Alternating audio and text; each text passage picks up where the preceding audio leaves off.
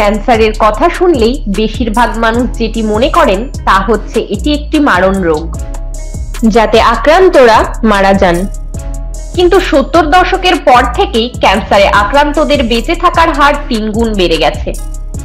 এর সবই সম্ভব হয়েছে চিকিৎসা বিজ্ঞানের কারণে। এ রোগের মূল সমস্যা হচ্ছে আমরা অনেক সময় ছোটখাটো সমস্যা নিয়ে চিকিৎসকের কাছে যেতে চাই না, বা ওইসব রোগগুলোকে তেমন খুব একটা গুরুত্বই দিই না। এইসব উপসর্গগুলোকে আমরা এড়িয়ে চলি, যা আসলেই প্রাথমিক অবস্থায় ক্যান্সারের চিকিৎসার জন্য অত্যন্ত গুরুত্বপূর্ণ হতে পারে। ক্যান্সারে আক্রান্ত বেশিরভাগ মানুষই কোনো না কোনো সময় ওজন হারাতে শুরু করেন। যখন আপনি কোনো কারণ ছাড়াই ওজন হারাতে শুরু করবেন, তখন এটাকে বলা হয় ব্যাখ্যাহীন ওজন হারানো। কোনো কারণ ছাড়াই 5 কেজি বা তার বেশি ওজন কমলে সেটি ক্যান্সারের প্রথম লক্ষণ হতে পারে। ফুসফুসের ক্যান্সার বা পাকস্থলীর ক্যান্সারের ক্ষেত্রে ওজন কমে যাওয়ার লক্ষণ বেশি দেখা দেয়।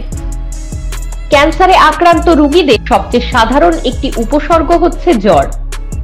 অবশ্য যে স্থানে ক্যান্সার উৎপন্ন হয়েছে সেখান থেকে দেহের অন্যান্য স্থানে ছড়িয়ে পড়া শুরু হলে তখন প্রায়ই জ্বর হয়। ক্যান্সারে আক্রান্ত সবাই কোনো না কোনো সময় জ্বরে ভুগেন, বিশেষ করে যদি ক্যান্সারের চিকিৎসা প্রতিরোধ ক্ষমতার উপর প্রভাব ফেলে, তাহলে বেশিরভাগ সময়ই জ্বর হয়। এই দীর্ঘদিনের জ্বর অনেক ক্ষেত্রে ক্যান্সারের প্রাথমিক উপসর্গ হতে পারে। তার মধ্যে যেমন হলো লিউকোমিয়া বা লিউফোমা। ক্যান্সার হলে শরীরে অধিক মাত্রায় ক্লান্তি দেখা যায়। এখানে ক্লান্তি বলতে বোঝানো হয়েছে চরম ক্লান্তি ভাব, বা বিশ্রাম নেওয়ার পরেও ক্লান্তি দূর হচ্ছে না। ক্যান্সার বাড়ার সাথে সাথেই এটি একটি গুরুত্বপূর্ণ উপসর্গ হিসেবে দেখা দিতে থাকে। কিছু কিছু ক্যান্সার যেমন লিউকোমিয়ার ক্ষেত্রে দেখা দিতে পারে। কোলন বা মলাশয় ও পাকস্থলীর ক্যান্সারের ক্ষেত্রে রক্তপাত হতে পারে, তবে এটা সব ক্ষেত্রে হয় না। অতিরিক্ত মাত্রায় রক্তপাতের কারণেও ক্যান্সারের সময় অধিক মাত্রায় ক্লান্তি দেখা দিতে পারে। ত্বকের ক্যান্সার ছাড়াও আরো কিছু রয়েছে যাতে আক্রান্ত হলে ত্বকের পরিবর্তন দেখা দিতে পারে।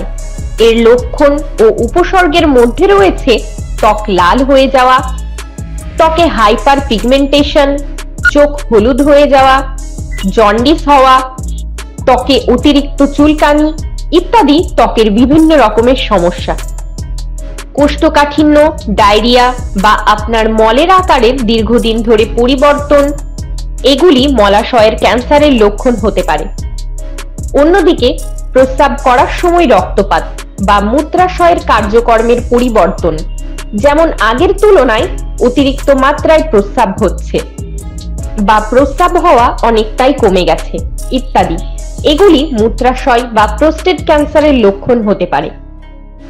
অনেকেই জানেন না যে দেহের মধ্যে যদি কোনো তিল বা আঁচলি থাকে, সেটি যদি দীর্ঘদিন ধরে বেড়ে যায় বা সেটি থেকে যদি ব্যথা হয় কিংবা সেটি থেকে যদি রক্তপাত হয়, তাহলে সেটি ত্বকের ক্যান্সারের একটি লক্ষণ হতে পারে।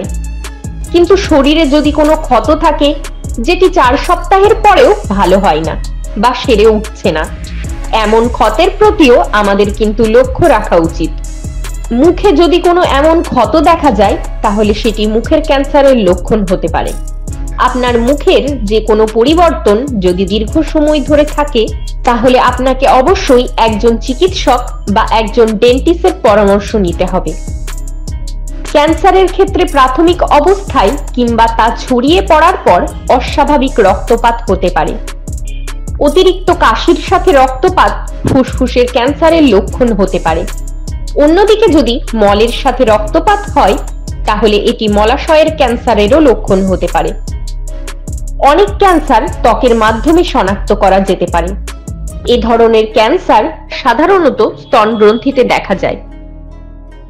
এক্ষেত্রে দেহের শক্ত ভাগ বা দেহে অতিরিক্ত মাংস জমে আছে এমন ধরনের অনুভূতি হয়। এটা এসব ক্যান্সারের প্রাথমিক উপসর্গও হতে পারে। আপনার যদি ক্রমাগত বদহজম বা কোনো কিছু গিলতে গেলে সমস্যা হচ্ছে, তাহলে সেটি পাকস্থলী বা গলার ক্যান্সারেরও লক্ষণ হতে পারে।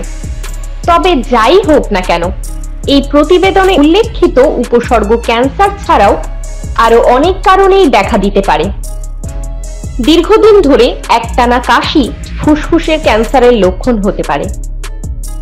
সপ্তাহের পর সপ্তাহ বেশি সময় ধরে কাশি থাকলে আপনি অবশ্যই একজন চিকিৎসকের পরামর্শ নেবেন।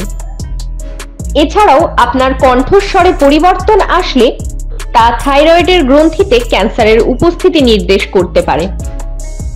তবে যাই হোক না কেন, কোনো বিষয়কেই ছোট ভেবে অবহেলা না করে অবশ্যই একজন চিকিৎসকের পরামর্শ নেবেন।